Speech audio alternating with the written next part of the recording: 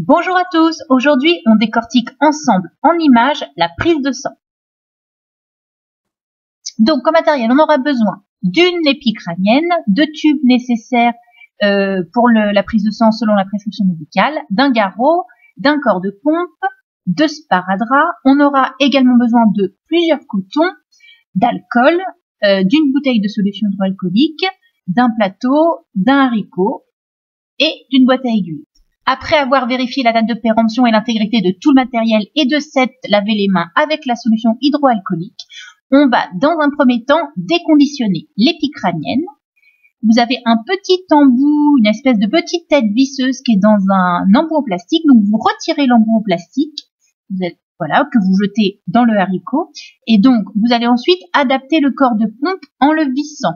D'accord? Donc c'est la partie opposée à l'aiguille en fait au niveau de l'épicrânienne. N'enfoncez pas le corps de pompe dans l'aiguille, ça servirait à rien. Alors on va ensuite imbiber 1 ou 2 cotons d'alcool en laissant un sec pour la fin du soin. On va ensuite préparer un petit bout de sparadrap, pareil pour la fin du soin, parce que si ça saigne beaucoup ou si on a les mains occupées, on est bien content d'avoir préparé un petit bout en cas d'hémorragie massive. Donc n'hésitez pas, avant de mettre le garrot, de visualiser, d'évaluer un petit peu le capital veineux du patient, parce qu'une fois que le garrot est mis, il faut aller vite, 1 parce que ça fait mal, et 2 parce que s'il est laissé trop longtemps, ça peut fausser certaines normes biologiques. Donc il faut vraiment regarder.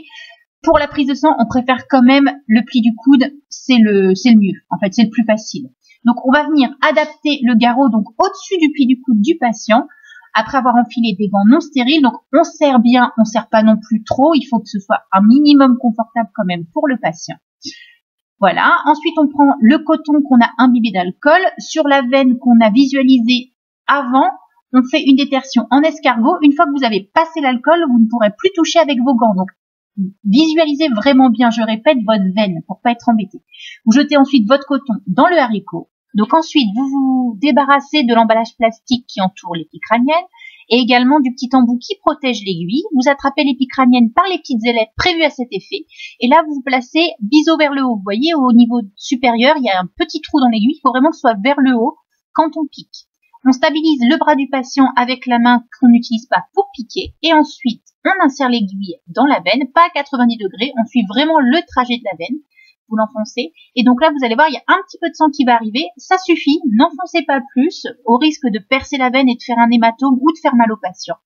Voilà. Vous avez juste à insérer le tube dans le corps de pompe pour qu'il se remplisse. Il va y avoir un phénomène d'aspiration. Le sang va arriver tout seul. Il faut remplir les tubes jusqu'à la limite indiquée. C'est notamment important pour les tubes citratés. Alors ensuite, vous ne secouez pas le tube comme je vais le faire. Voilà.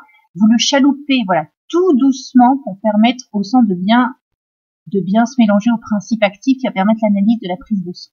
Ensuite, vous enlevez le garrot du patient, toujours avec vos gants, et ensuite, vous retirez délicatement l'aiguille du site de ponction. Vous demandez au patient alors de tenir le coton pour que vous puissiez en toute sécurité vous débarrasser de l'aiguille et du corps de pompe dans la boîte à aiguille. Ça ne s'invente pas.